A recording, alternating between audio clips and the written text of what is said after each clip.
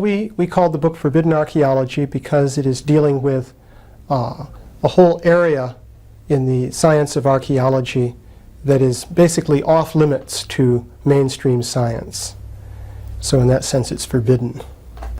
Well, what we find in science in general is that not all evidence is acceptable. Science judges evidence on the basis of theory. And evidence that tends to be in line with a particular theory will be acceptable for study. It can go a little bit outside of the bounds of the accepted theory and still be acceptable, although controversial. But there are other categories of evidence which will be completely outside of the bounds of a given theoretical perspective. And that evidence generally is rejected by the scientific community.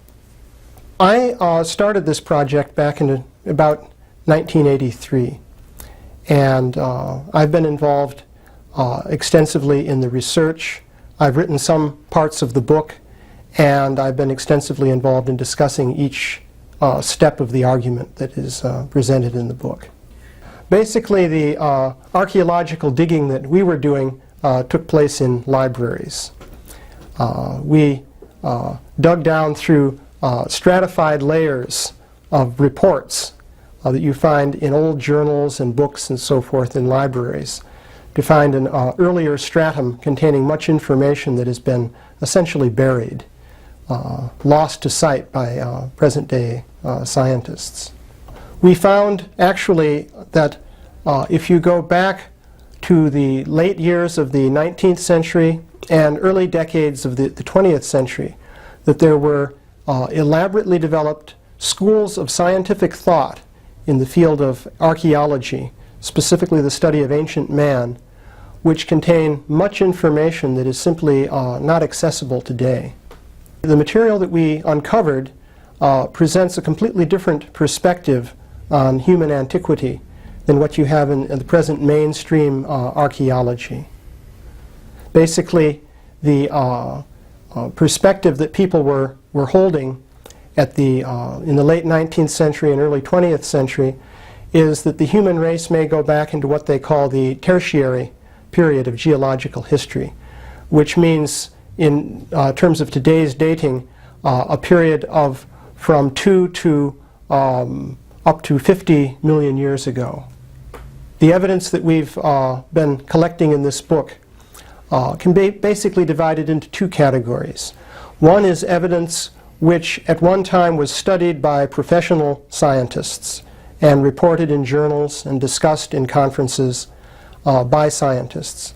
This evidence tends to indicate that human beings, like ourselves, have been living on this earth back perhaps 50 million years or 55 million years. There's another category of evidence which has not been so acceptable to scientists at any point in the course of scientific history. This is evidence that is more popular in nature. This would indicate an even greater age for the presence of human beings on the earth, going back even hundreds of millions of years. Basically what you find is something we call a knowledge filter. This is a fundamental feature of science. It's also a fundamental feature of human nature. People tend to filter out things that don't fit, that don't make sense in terms of their paradigm or their way of thinking. So in science you find that evidence that doesn't fit the accepted paradigm tends to be eliminated. It's not taught, it's not discussed, and people who are educated in scientific teachings generally don't even learn about it. It's not necessarily a deliberate conspiracy in the sense of some people getting together in a smoke-filled room and saying, we're going to deceive people. It's something that happens automatically within the scientific community. Science operates as a social system, and basically acceptability of evidence is based on the social interaction of different scientists. So when a given piece of evidence disagrees with the predominant theory, then automatically people won't talk about it, they won't report it, and it just won't be entered into their scientific way of thinking. It's an automatic process. Well, the end result is that you don't have a clear picture of reality. You only see what the theory allows you to see. And that's very good if, in fact, the theory is already a good description of reality. But if there are features of reality that your theory doesn't describe, then you miss those features. And that means that science fails to progress in the way that one would hope. Well, what you find today is the predominant accepted theory in modern anthropology and archaeology is that the human race only goes back about 2 million years to the point of origin in some form of transitional ape man. Modern day humans, Homo sapiens sapiens, go back at most about 100,000 years. So this is the time span within which the archaeologists are working. So the evidence we've uncovered takes you back many millions of years for anatomically modern man. So it gives you a completely different perspective on the antiquity of the human race. One basic preconception that people have based on the Darwinian evolutionary theory is that you have a progressive development from more primitive stages to more advanced stages. And this leads people to think that if you go way back in the past, what you find should be primitive, and if you go even further back, you shouldn't find something more advanced, because things should be more primitive. But in fact, that's not necessarily true. And in fact, the evidence we've uncovered indicates that you have the coexistence of primitive forms, so-called primitive forms, meaning more ape-like creatures, and advanced human beings as far back as you go in the past. So it's not unusual for them to coexist? It's certainly not impossible for the so-called primitive or ape-like creatures to coexist with modern humans. After all, even today you have chimpanzees and gorillas and so on, and you have human beings. So likewise, if you go, say, 2 million years into the past and you find remains of an ape-like creature, it doesn't necessarily follow that everything was more primitive back then. It's perfectly possible you could have modern-type humans also living at that time. The basic body of evidence that we've uncovered in this book suggests that human beings of modern anatomical type have been existing for many, many millions of years into the past. And in particular, they were existing before the time of, for example, the Australopithecus, the ape man, which is being presently touted as a human ancestor. The idea that the Australopithecus, for example Lucy, is a human ancestor is really based on the misconception that something that is old and ape-like must be a previous stage in human evolution. But that's not necessarily true. And the evidence that we've uncovered indicates that in fact human beings of modern type were existing at the same time as the Australopithecus, and in fact even at earlier times going back millions and millions of years. Well, there are different categories of evidence that we have uncovered. One, of course, very striking category of evidence would be human skeletal remains.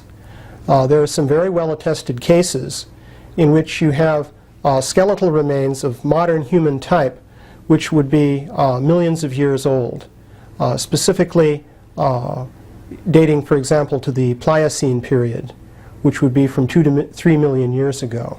The method of research we used for forbidden archaeology was basically to dig in the libraries by a process of tracing back footnotes through layer after layer of scientific books and papers. And we would find that the suppressed evidence at the uppermost level or layer would be referred to perhaps by a single footnote, which very dismissively, in a few brief words, said that that evidence was nonsense. And so you trace that back to its source and you find a more elaborate dismissal. Then you trace that back further to its source and you may find an entire book which is dedicated to debunking that particular body of evidence. But then when you go to the next layer beneath that, you may find many different books and papers that give a very positive account of the evidence and mention many different details which are not discussed in the later books and papers. So in this way we worked our way back and made many interesting discoveries. Yeah, I could briefly recount one interesting story that we uncovered. I won't go into all the details, of course, but this illustrates how anomalous scientific evidence can be received by the scientific community. It's the story of a discovery of a bola stone. A bola stone is a stone with a groove cut in it. A leather thong is tied to that, and it's used for throwing to capture animals. So this bola stone was found embedded in the surface of a cliff in South America. The rock of that cliff dated to about 2 to 3 million years ago. So the man who made the discovery knew that there would be skepticism if he announced something like this. So he left the stone in place, just barely showing on the surface of the cliff, and he got several prominent experts in geology and archaeology to gather there. And in front of these experts, he then chipped the stone out of the cliff. The experts verified that the stone of that cliff really would be what's called Pliocene, dating to 2 to 3 million years ago. And they saw him chip it out. They saw that it was actually embedded in the rock. And they saw that it was actually a man-made object. So what do you think then was the result? Did people then accept scientifically that man must have existed 2 to 3 million years ago in South America? No, not at all. One of the authorities who was there wrote in his report that, well, it may be that somehow he hoaxed the find. He may have dug a hole in the cliff and prepared a cement that looked just like the rock, cemented the bola stone in place, and fooled us all. So in this way, the evidence then was dismissed.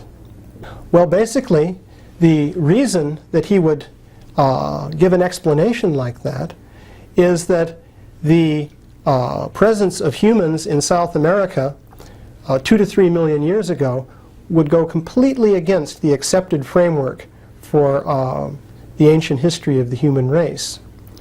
And so a scientist would then naturally think, well, there must be some other explanation. What could it be?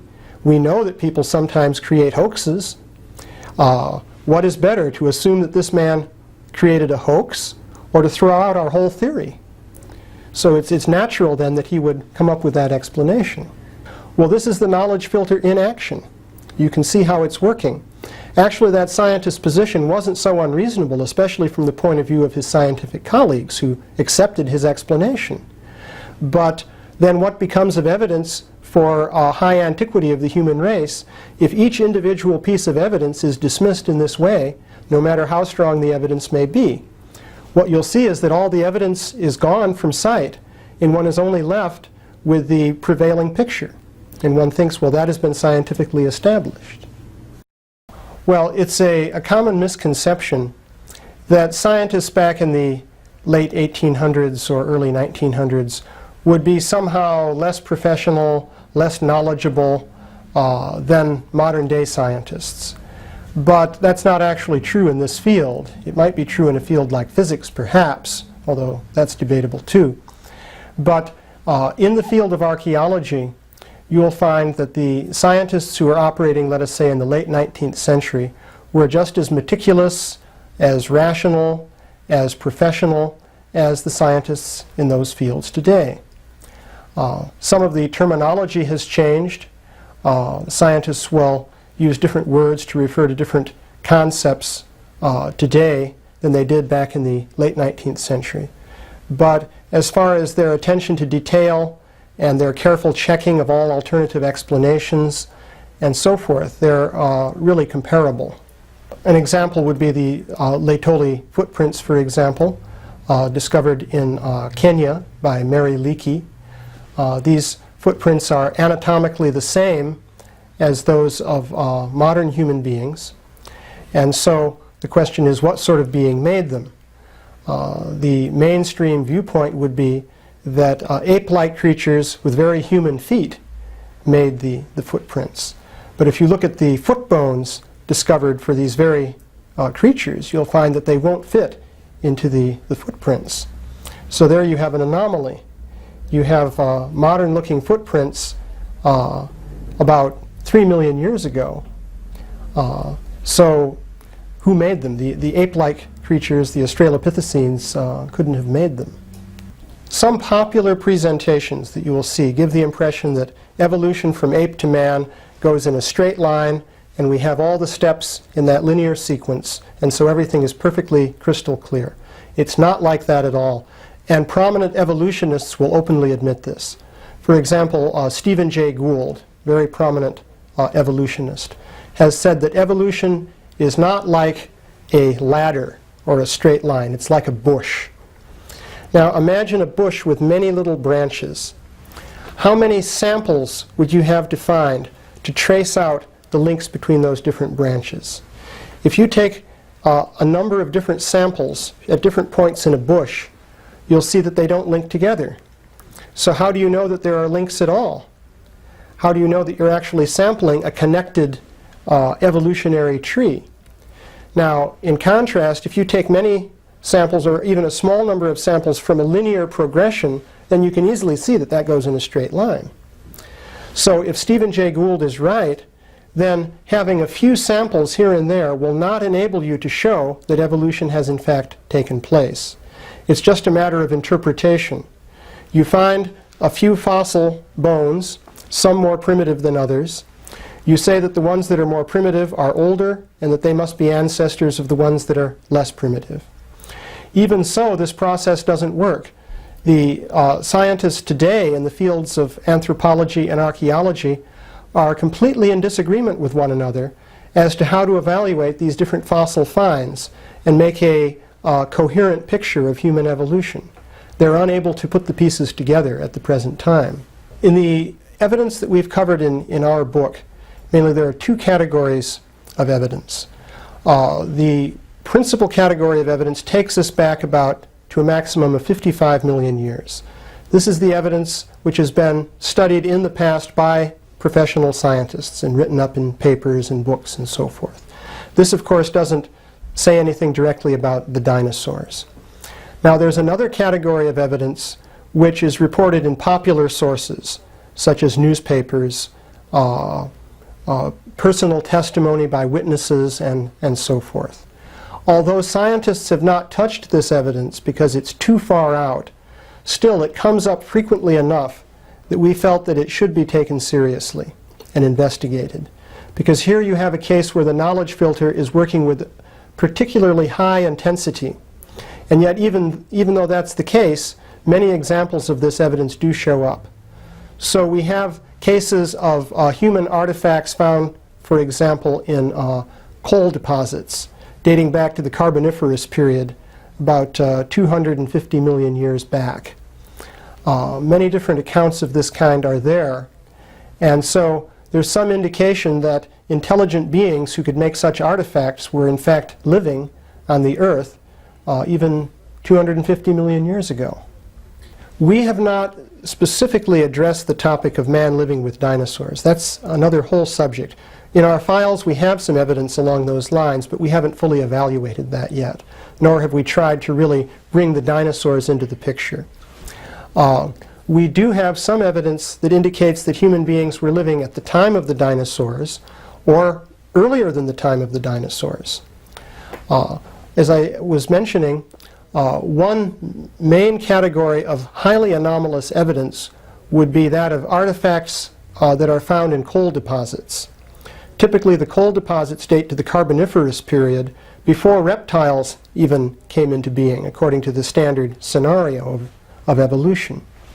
So you have such things as gold chains found in coal, iron pots, stones with faces sculpted on them, and various items like that, which are in some cases found by miners, in other cases found by people using the coal in their home, breaking open the lump and finding something embedded in it, and so forth.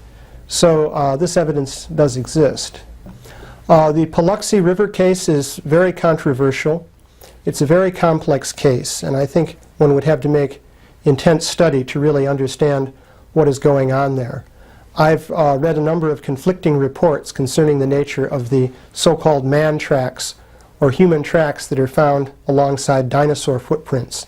Mainstream scientists acknowledge that dinosaur footprints are found in the Paluxy riverbed. The question is, do certain tracks that look human come from human beings? Or does it come from another kind of dinosaur that left human-looking tracks? Was it a dinosaur whose toes somehow weren't showing up so you didn't see the big claw marks? There's a lot of controversy about that. It would be interesting to investigate.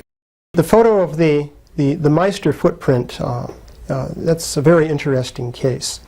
I personally investigated Meister's discovery. I went to his home near Salt Lake City, Utah, and I saw the actual footprint.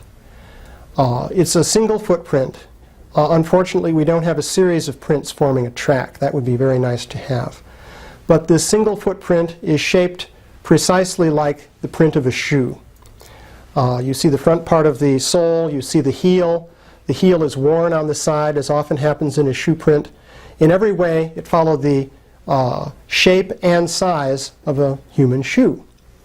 So I examined this with a magnifying glass, and it looked quite authentic. Now, I can't say that that proves that it was made by a human shoe, but in every way it looked like that. If it was a freak of nature due to splitting of the rock, due to heat or something like that, you'd think that, well, it might look like a shoe print part way around, but then it should deviate and give you some irregular shape. But it was a perfect print. Now, the interesting thing here is that the substance of the rock beneath the print had apparently been compressed also. So some pressure was there, which you would also associate with a footprint. And the shell of a trilobite could be seen in the print, flattened in the middle of it, which is an indication that it must be at least 400 million years old, because the trilobites became extinct after about 400 million years ago. So that was an interesting case. Well, the Meister footprint is interesting. I inspected it myself. I visited Mr. Meister in his home. The print is shaped like a sandal print or shoe print. And in the middle of it, you'll see the shell of a trilobite, which is squashed there. That gives you an indication of the age, because trilobites supposedly became extinct about 400 million years ago. In fact, Meister found this in a Cambrian formation, which takes it back about 600 million years. Scientists who've investigated this case agree that the print is that old. However, they don't think that it's made by a shoe. They think it's a natural splitting of the rock called a spall. But the shape is exactly like that of a human shoe print, both in terms of dimension and the particular way it curves. So in particular, the heel is in the right proportion to the rest of the foot. The heel is worn on one side, as would happen with a shoe naturally. So it's a very interesting case. Now, having seen all those things, you can't say, well, it's proven that that is a shoe print. There's no way you can say that. But it certainly looks like one. Cryptozoology is a field of study mainly founded by a French scientist named Bernard Heuvelmans, which is the search for unknown animals. Crypto means hidden, and zoology is the study of animals. So basically, Heuvelmans was interested in studying large animals, mammals, reptiles, and so forth, which are unknown to science. And he's found that there are many different reports indicating the existence of such animals. Can you give us an example? Well, there are many examples. The example of an unknown type of animal that is most relevant to our book would be the famous Bigfoot. Bigfoot is said to be an erect walking ape-like creature. This is highly relevant to the human evolution question, because the Australopithecus is also said to be an erect walking ape-like creature. So if today you have erect walking apes, but science doesn't know anything about it, then that's a very interesting state of affairs. If science cannot even tell us about what is living on the earth today, then how can it explain to us what was happening millions of years ago? So this evidence of cryptozoology is quite relevant to our study. In cryptozoology, there's some evidence relating to the possible existence of dinosaur-like creatures that may be living today. You notice I said possible and maybe and so forth. There are reports from Africa of very large creatures that might be like dinosaurs. So this is a field of study. I don't believe the results that have been obtained thus far are completely definitive. There are extensive amounts of evidence concerning what are traditionally called sea monsters, which would be some kind of large serpentine or reptile-like creature living in the ocean.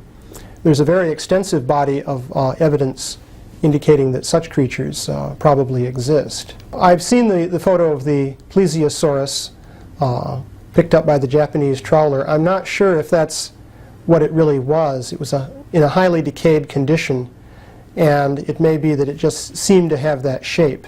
It may have been remains of some other sort of animal, so I'm not really sure about that one. If you look into the scientific literature, you'll find many examples of what are called anomalies.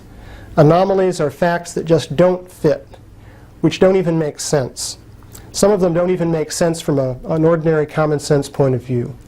So one example would be the case of toads found in solid rock, especially geologically very ancient rock that would supposedly date back millions of years. There are persistent reports of such things.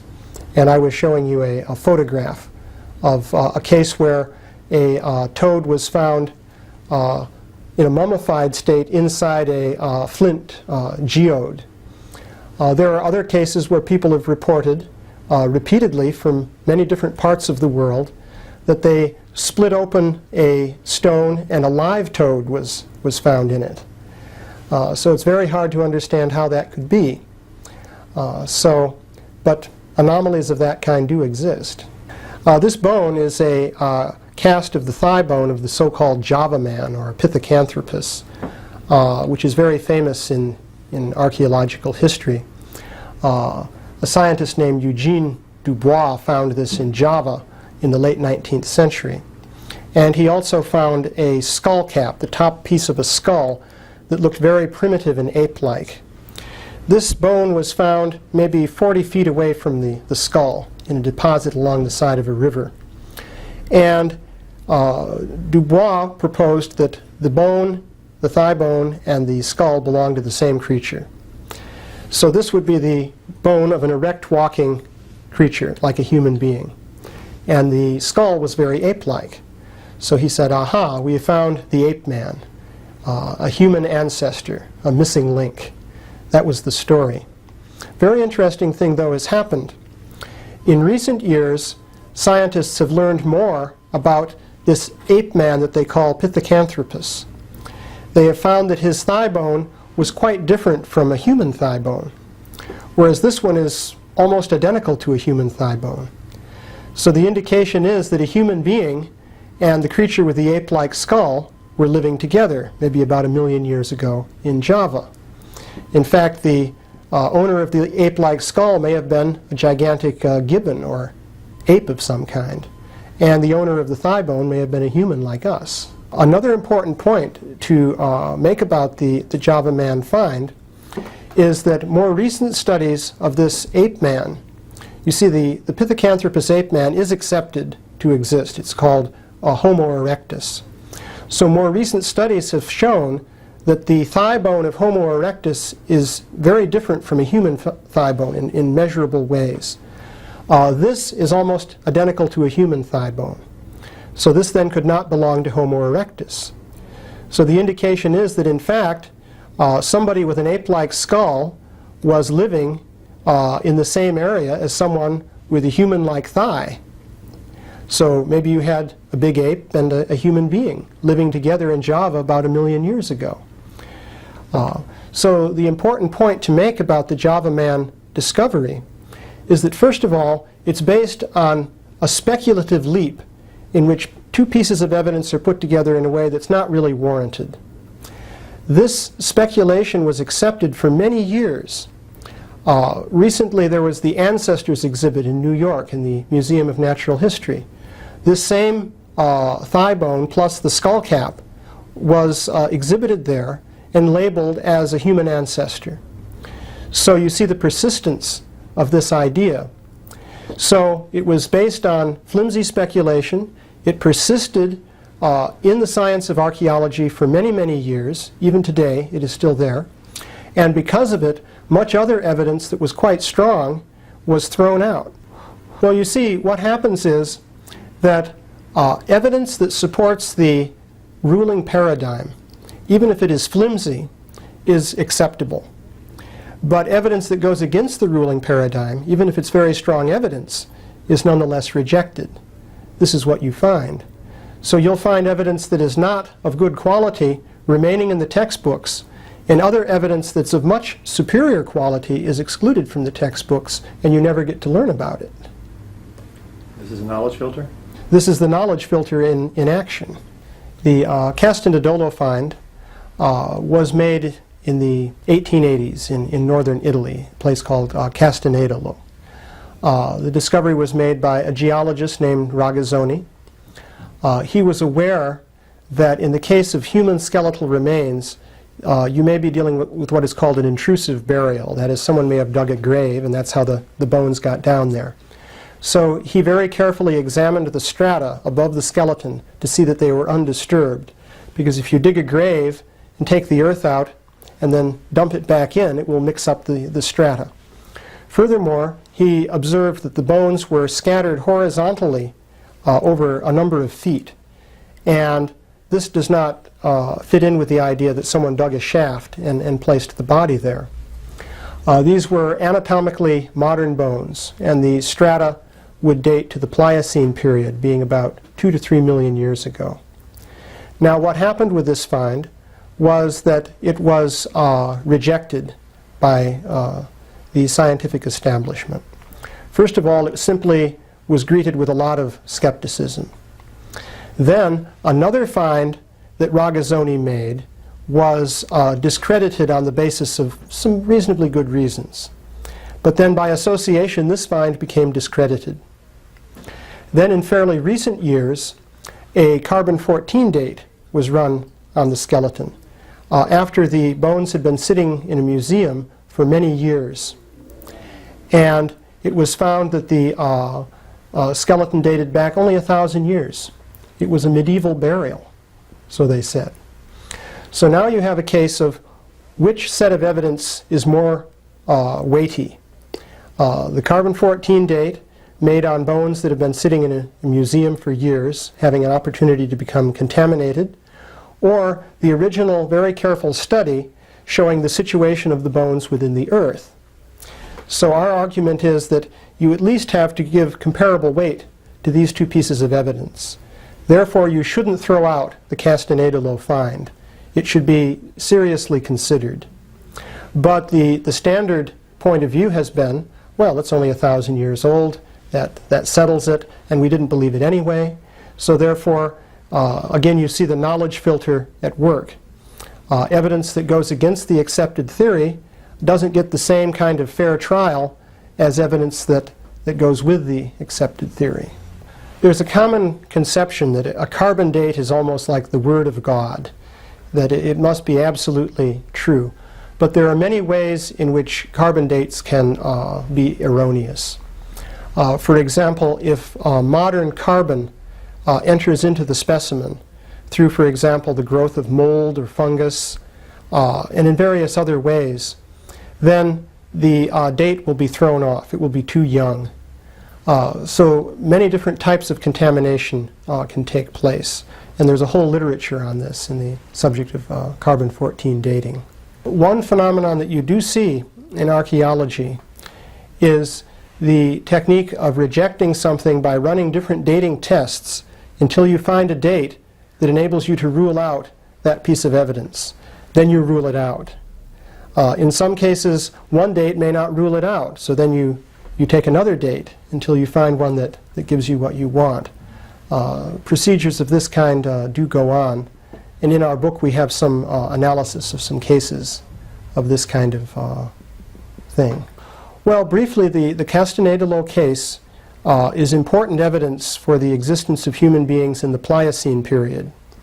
at a time when northern Italy was an ocean, about 2 to 3 million years ago. So the evidence deserves to be taken seriously.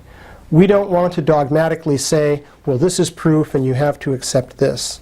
But our point is that the evidence should not be buried. And the evidence in favor of the antiquity of the Castanedolo find should not be regarded as simply wrong, whereas the carbon-14 date of 1,000 years must be accepted as absolutely right. They should be weighed, and their relative weight should be assessed in some rational way. To do that weighing, the evidence has to be there on the table.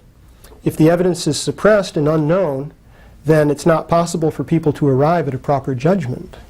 Well, of course, the evolutionary theory, as it exists today, says that human beings have evolved gradually, and that if you go as far back as 100,000 years, you come to the beginning of the human race as we know it today.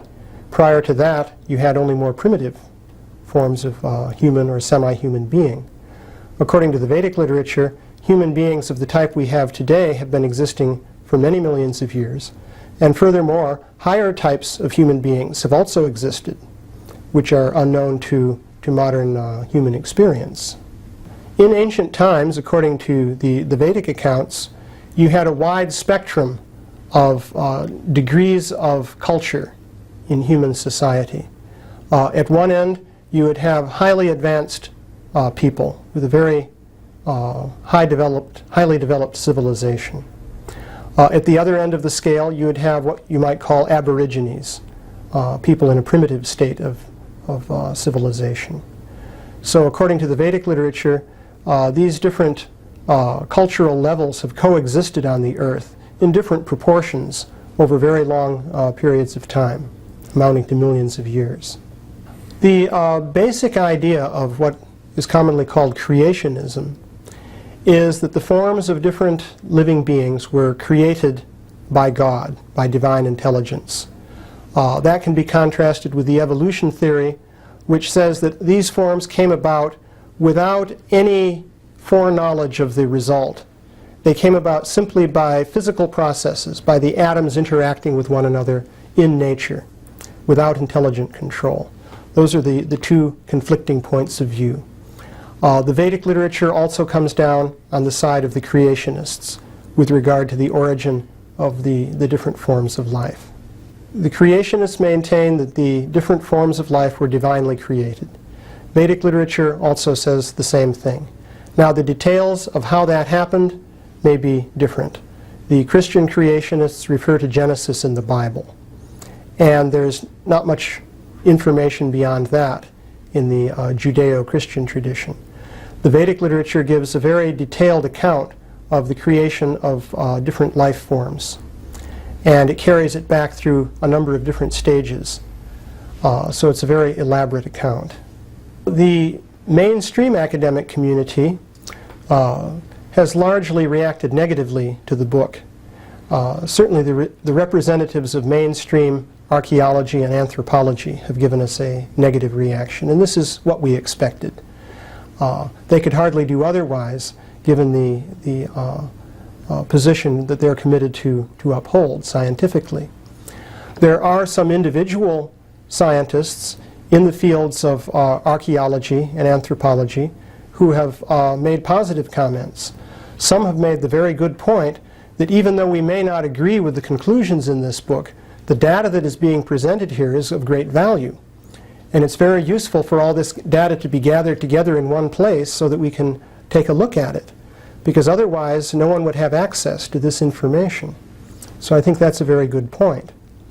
There are other scientists who have commended us for giving a very thorough and impartial analysis of this data.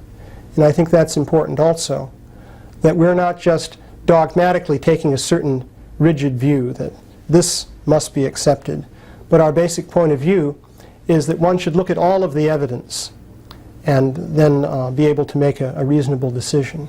The main outcome that we would like to see from our publication of Forbidden Archaeology is that we would like to see an opening up of our serious scientific inquiries into the nature and origin of human beings and also other forms of life. We feel that the mainstream scientific position on these questions has been too narrowly constricted for a very long period of time. Much important evidence has been left out of the picture, and many important ideas have also been excluded. We would like to see a much deeper investigation into all of the available evidence. And in this way we could learn more about what we are and what our real purpose in life should be.